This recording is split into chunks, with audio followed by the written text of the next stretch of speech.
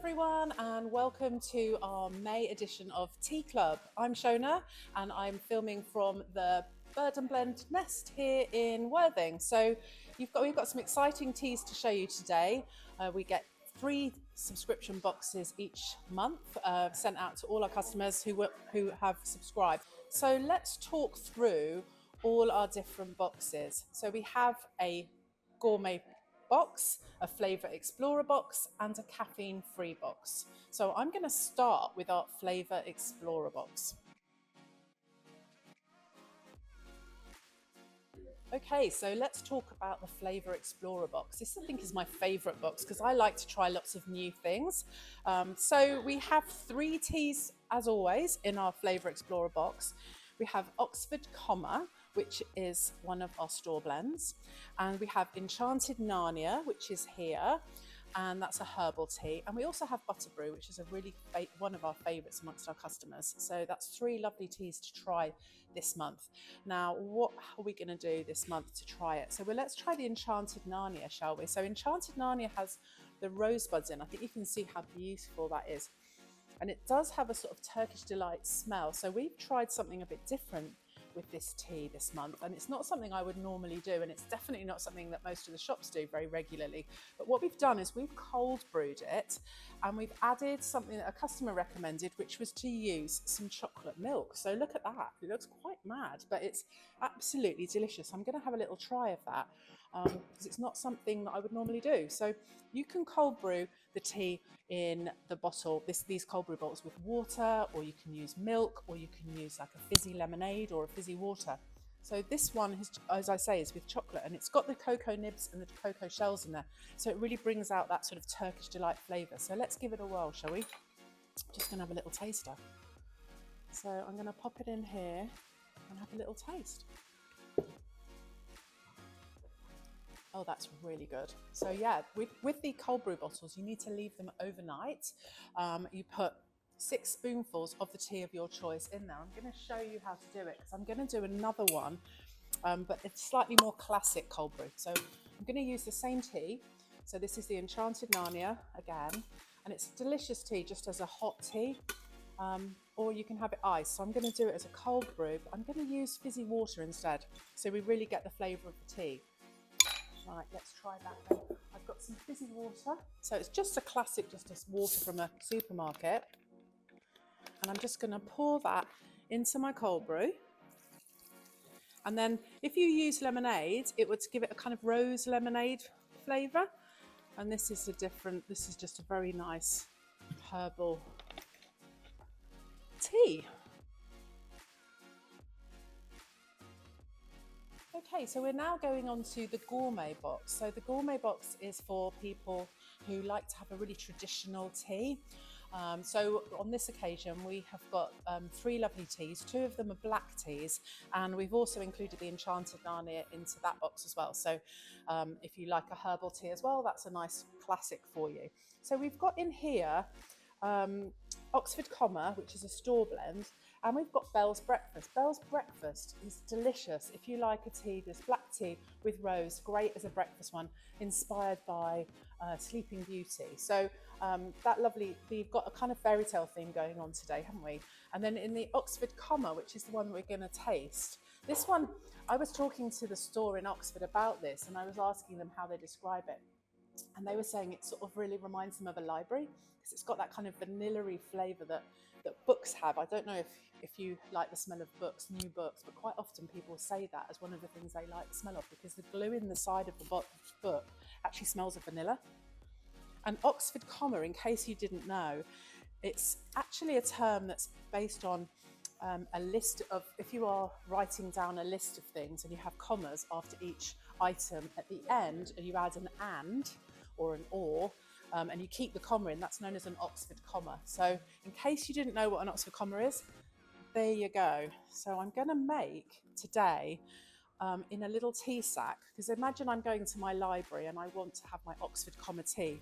I'm going to take a tea bag, and these tea sacks are great. We sell these and they're fantastic when you're feeling like you need some tea on the go. And I've put a perfect teaspoon in there, and then I'm going to put it in my mug here, and I'm going to add the the hot water, boiling water from my kettle, and leave it for 4 minutes. And I'm going to set the timer, and then we are going to wait for it to brew. So what other ingredients are in there?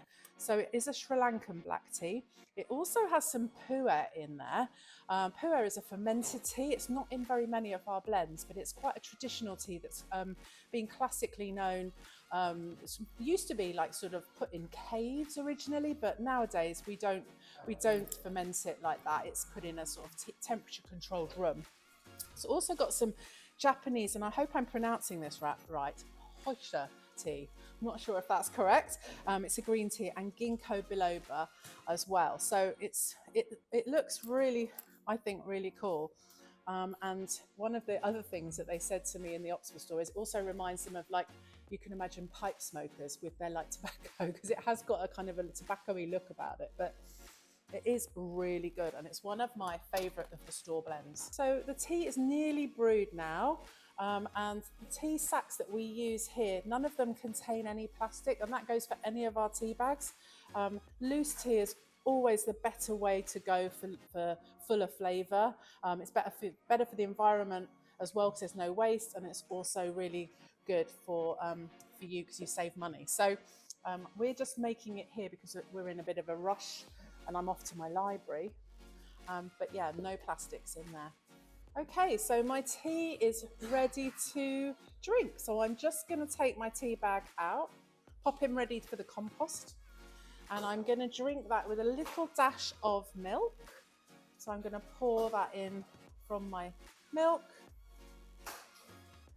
and have a delicious cup of Oxford Comma. And that's delicious. And I'm going to read a book, I think. This is a sort of tea I would have with a book. I love it. It's so good. It's really, really nice.